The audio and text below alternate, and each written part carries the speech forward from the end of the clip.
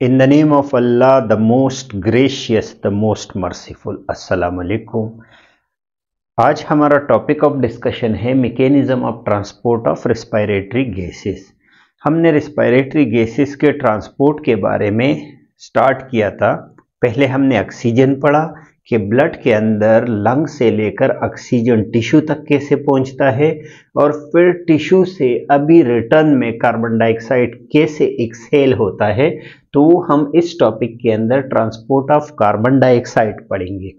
Carbon dioxide कैसे transport होगा, कहाँ से कहाँ होगा, तो ये हमारे माइंड में होना चाहिए कि कार्बन डाइऑक्साइड हमेशा टिश्यू के अंदर या सेल के अंदर प्रोड्यूस होता है एज अ बाई प्रोडक्ट, क्योंकि वहाँ पे सेलुलर रेस्पिरेशन होता है जहाँ पे ग्लूकोज ऑक्सीजन के साथ मिलता है। ऑक्सीजन को हमने पढ़ा था कि ये इन्वायरमेंट से टिश्यू तक पहुँच गया, तो ये इसलिए पहुँचा कि इस ग्लूकोज को ऑक्सीडाइज करे और इससे कार्बन डाइऑक्साइड और हमें बॉडी के लिए या सेल के लिए एटीपीज दे दे। तो ये जो कार्बन डाइऑक्साइड है ये अभी यहाँ पे प्रोड्यूस हो रहा है सेल के अंदर कॉन्स्टेंटली। तो अभी सेल से इसको हमने एक्सहेल करना है कि सेल से ये कैसे ब्लड के अंदर आता है और फिर हम लंग्स के थ्रू एक्सहेल करके बाहर इन्वायरमेंट में भेज देते हैं। तो सबसे पहले इसके तीन तरीके हैं। कार्बन डाइऑक्साइड 3 वेज में ट्रांसपोर्ट होता है। ऑक्सीजन का हमने 2 वेज पढ़ा था। जो शोरों के 2 वेज है ये ऑक्सीजन और कार्बन डाइऑक्साइड के तकरीबन एक जैसे है। एज अ डिजॉल्व फॉर्म में ऑक्सीजन भी ट्रांसपोर्ट हो रहा था तकरीबन 3%, और यहाँ पे कार्बन डाइऑक्साइड जो है वो डिजॉल्व फॉर्म में 7% ट्रांसपोर्ट होता है। डिजॉल्व फॉर्म से ये मतलब है जैसे हम चीनी को डिजॉल्व करते हैं पानी के अंदर, ऐसे प्लाज्मा के अंदर कार्बन डाइऑक्साइड गैस जो है ये डिजॉल्व होता है।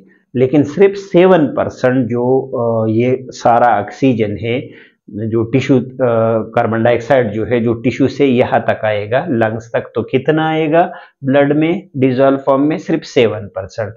यानी अगर 100 ml गैस आ रहा है तो उसमें सिर्फ 7% जो है वो थ्रू डिजॉल्व या सोल्यूशन फॉर्म में आएगा। दूसरा एज अ कार्बोक्सी हेमोग्लोबिन, जैसे ऑक्सी हेमोग्लोबिन था ऑक्सीजन हेमोग्लोबिन के साथ मिलता था, सेम इसी तरह कार्बन डाइऑक्साइड भी हेमोग्लोबिन के साथ मिलेगा और क्या बनाएगा? कार्बोक्सी हेमोग्लोबिन या कार्बामिनो हेमोग्लोबिन। ये दो नाम है कि जब कार्बन डाइऑक्साइड टिश्यू से निकलेगा तो ब्लड के अंदर वो किसके साथ मिलेगा? कार्बोक्सी हेमोग्लोबिन के साथ मिलेगा, और उसको हम कहेंगे कार्बोक्सी हेमोग्लोबिन या कार्बामिनो हेमोग्लोबिन। ये 23% होगा। यानी अगर 100 ml जा रहा है कुल कार्बन डाइऑक्साइड तो उसका सिर्फ 23 ml जो है वो कार्बोक्सी हेमोग्लोबिन के फॉर्म में जाएगा। ये किस पार्ट के साथ अटैच होगा? तो हमने पढ़ा था कि इसके जो हेमोग्लोबिन है इसमें हीम पार्ट है और ग्लोबिन है। तो ग्लोबिन के जो पार्ट है उसके साथ ये बॉन्ड बनाएगा। कैसे बनाएगा? COOH बनाएगा, कार्बोक्सिलिक एसिड। जैसे नॉर्मल अगर ये अमाइनो एसिड लगे हैं और इसमें ये NH2 ग्रुप होता है, एक साइड पे NH2 ग्रुप होता है, तो वहाँ पे इस H को थोड़ा साइड पे करेगा और ये जो COO है ये यहाँ पे अटैच होगा। इसका ये मतलब हुआ कि ये कार्बन डाइऑक्साइड है अब इस फॉर्म में जा रहा है। अब ये बॉन्ड क्यों बनाता है टिश्यू के लेवल पे? तो डिपेंड करता है पार्शियल प्रेशर पे। वहाँ कार्बन डाइऑक्साइड का पार्शियल प्रेशर ज्यादा होता है तो बॉन्ड बनाएगा। अगर पार्शियल प्रेशर जैसे लंग लेवल पे दोबारा कम हो गया तो ये फिर डिसोसिएट होगा और ये कार्बन डाइऑक्साइड इससे अलग हो जाएगा और अलवेलाई के अंदर जाके हम इसको एक्सहेल करेंगे। ये 23% होता है। लेकिन मेजर जो इसके ट्रांसपोर्टेशन का मैकेनिज्म है वो एज अ बाइकार्बोनेट आयन है, जो ऑक्सीजन में हमने नहीं पढ़ा था। ये सिर्फ कार्बन डाइऑक्साइड में होता है एज अ बाइकार्बोनेट आयन, और ये कितना होता है? Round about 70%। ये जो 7%, 23 और 70% है ये डिफरेंट टेक्स्ट बुक में अगर डिफरेंट है तो आप अपने टेक्स्ट बुक का याद करें। ज्यादातर टेक्स्ट बुक में ये है तो मैंने ये 7%, 23% और 70% लिखा। तो बाइकार्बोनेट की शक्ल में 70% जाएगा, यानी बाइकार्बोनेट आयन बनाएगा और वो टिश्यू से जाएगा लंग्स के अंदर। अब इसका थोड़ा सा मैकेनिज्म है कि बाइकार्बोनेट आयन के अंदर कैसे जाता है। तो लेट से इमेजिन करो ये टिश्यू है, ये एक सेल है, सेल के अंदर रेस्पिरेशन हो रहा है। इस सेल के साथ यहाँ पे वेसल है, वेसल के अंदर क्या है, ब्लड है, ब्लड में प्लाज्मा भी है, बहुत सारे सेल है, लेकिन ये जो रिएक्शन होगा ये आरबीसी के अंदर होगा। तो ये बड़ा हमने आरबीसी बनाया, लेट से ब्लड के अंदर ये आरबीसी है। तो देखो टेक्निकल इसको समझो कि कार्बन डाइऑक्साइड यहाँ पे प्रोड्यूस हुआ, अब इसका अमाउंट ज्यादा है, यहाँ पे बार बार प्रोड्यूस होता है कंटिन्यूसली, तो ये इस हाइयर कंसंट्रेशन से इस वेसल के अंदर आएगा, और वेसल में किस सेल के अंदर जाएगा, आरबीसी के अंदर जाएगा।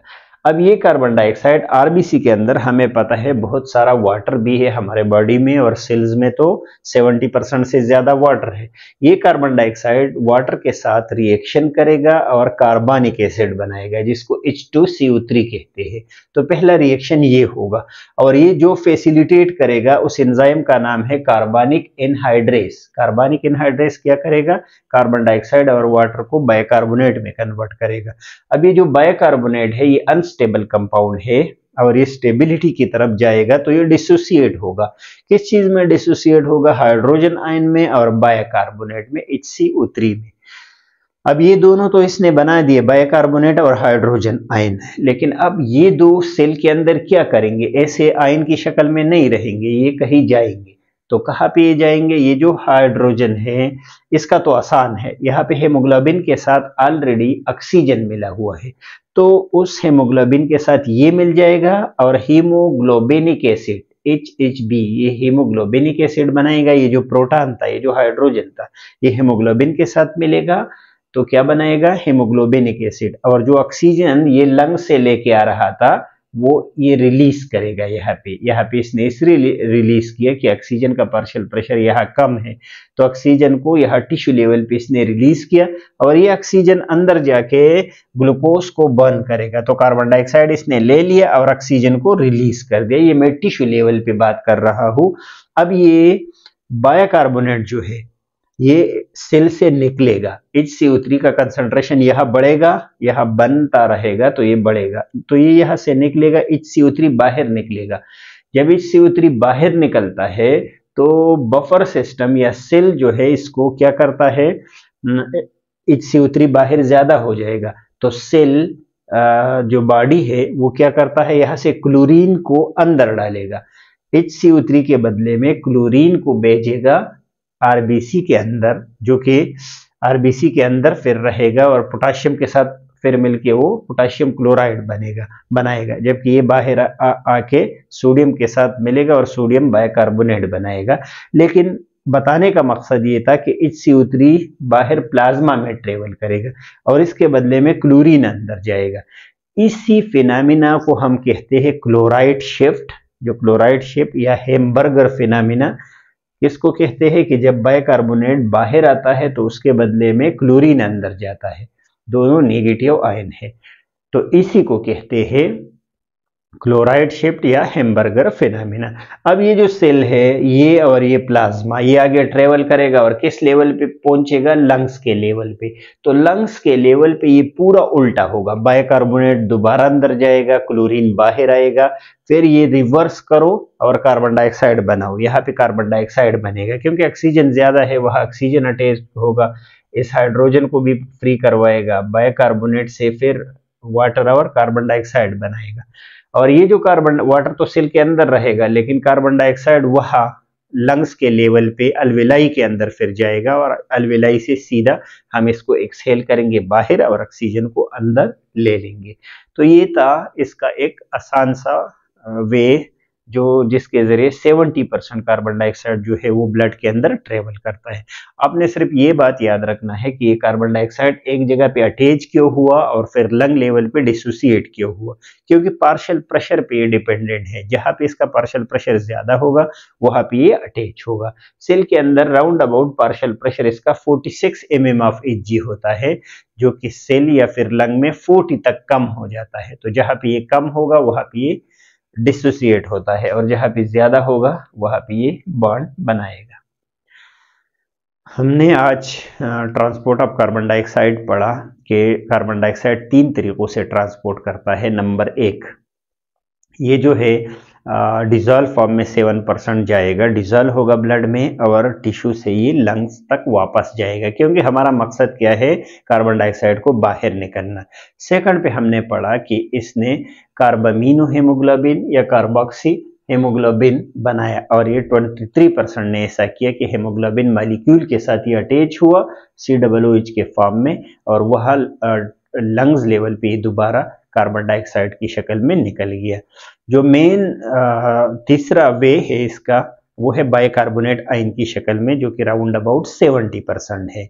और उसके लिए रिएक्शन आपने याद करने हैं कि ये कार्बन डाइऑक्साइड टिश्यू से निकलेगा, आरबीसी के अंदर जाएगा और वह किस चीज के साथ अटैच होगा, वाटर के साथ, और फिर वाटर कार्बनिक एसिड में और फिर बाइकार्बोनेट में आयन में कन्वर्ट होगा और इसी बाइकार्बोनेट आयन की शक्ल में ये फिर आगे ट्रेवल करेगा लंग्स तक, जो कि वहां जाके फिर से इससे क्या बनेगा, ये पूरा रिएक्शन रिवर्स होगा और कार्बन डाइऑक्साइड बनेगा और टिश्यू लेवल पे ये कार्बन डाइऑक्साइड बाहर निकल जाएगा। ये राउंड अबाउट 70% होता है। होप ये लेक्चर आपको समझ आ गया होगा। नेक्स्ट लेक्चर तक इजाजत दीजिए। अल्लाह हाफिज।